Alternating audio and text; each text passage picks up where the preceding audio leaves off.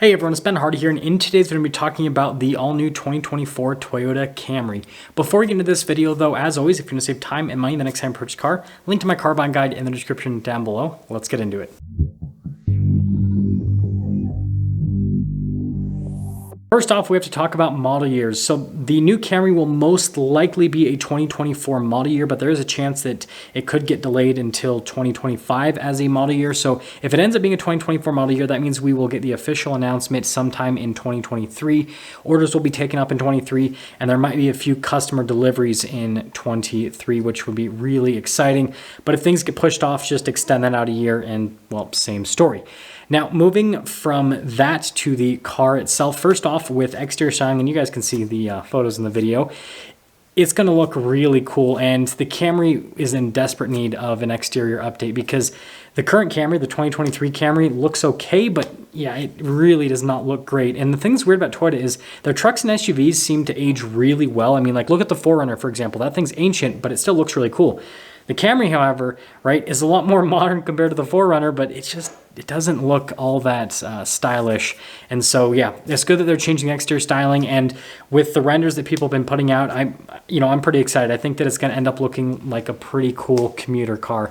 Now, moving from that to the interior of the car, it's going to get heavy updates to basically modernize it and, put it in line with Toyota's other products. Now, the current Camry actually has a pretty decently modern interior, but obviously there are some touches that could be changed to just make it feel a little bit more upscale, because that's kind of what Toyota is going for with some of their product. That's why they're releasing the Crown here in the US, for example.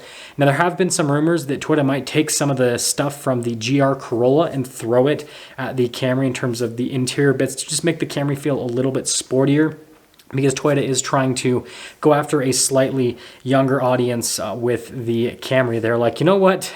We have reached the peak amount of boomers that we can sell this car to, so we need to sell it to a younger generation, which, again, that makes sense. And then in terms of the actual, overall size of the car, it is going to increase in size slightly, but it'll most likely be on the same platform that the current Camry is on. And this just makes sense. It seems like as automakers release new versions of the car, they always just make them bigger and heavier and basically just more features, right?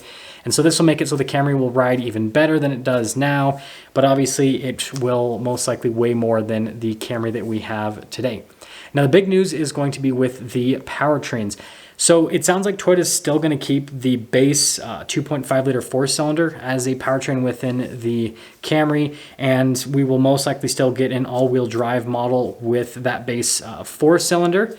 But the big news is the V6 is completely going away, and Toyota is replacing it with their new turbocharged 2.4 liter four-cylinder that they're putting in a lot of vehicles across their lineups. Right now, that engine is in the Lexus NX, and it's really solid powertrain. It's got almost 300 horsepower and it's over 300 pound-feet of torque.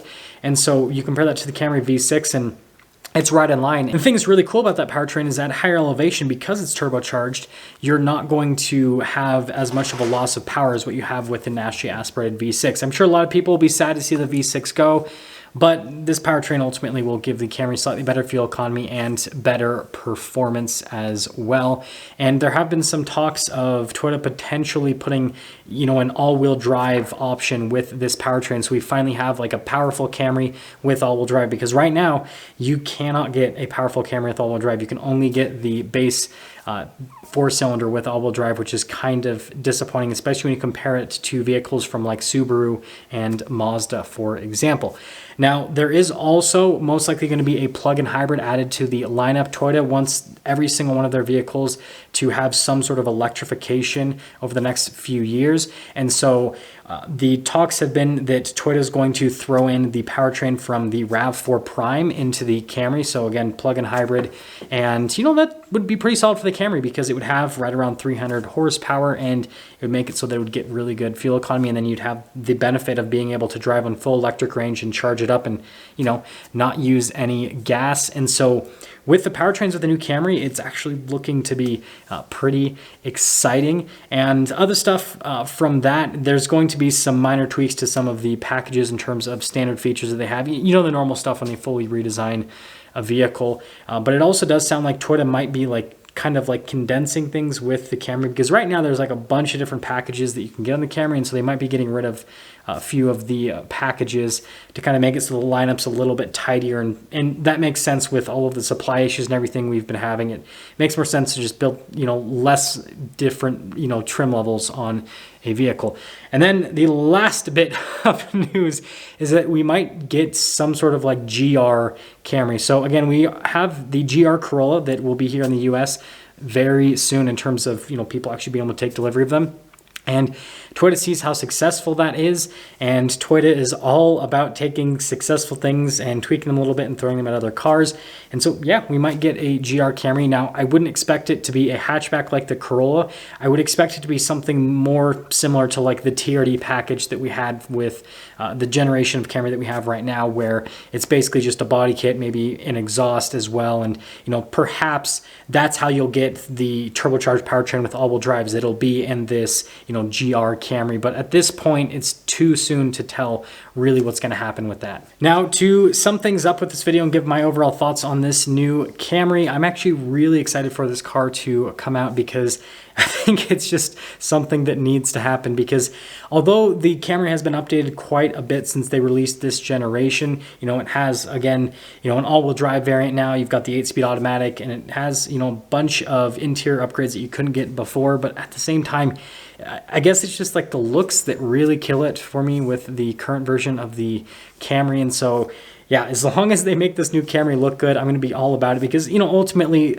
the Camry's always been, you know, an A to B type car that is supposed to be comfortable and reliable, and this new version of the Camry is still going to accomplish that. I know that a lot of people are probably going to say, well, no, this turbocharged 4-cylinder is not going to be nearly as reliable as the V6 that the Camry currently has. And, you know, fair enough, that V6 is a really reliable powertrain, but Toyota has been working on this 2.4 liter 4-cylinder for quite some time. They already have it in some vehicles.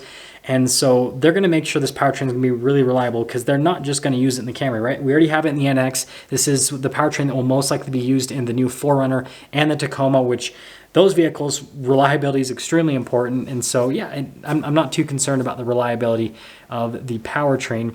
The only thing that I guess I am a little bit concerned with is what the, you know, overlap with the Camry and the Crown is going to be, because I know that the Crown is ultimately replacing the Avalon, but there is, you know, also going to be like a sedan version of the Crown. Like, there's all these different versions of the Crown that we are going to get, and so it'll be interesting to see if there's any sort of overlap in terms of pricing between both of the cars, and just how things are going to slot within Toyota's lineup. It seems like the Crown's going to be more luxury, but then the Camry is going to be a little bit more on the sporty side, but, you know, we'll ultimately see once Toyota officially releases it.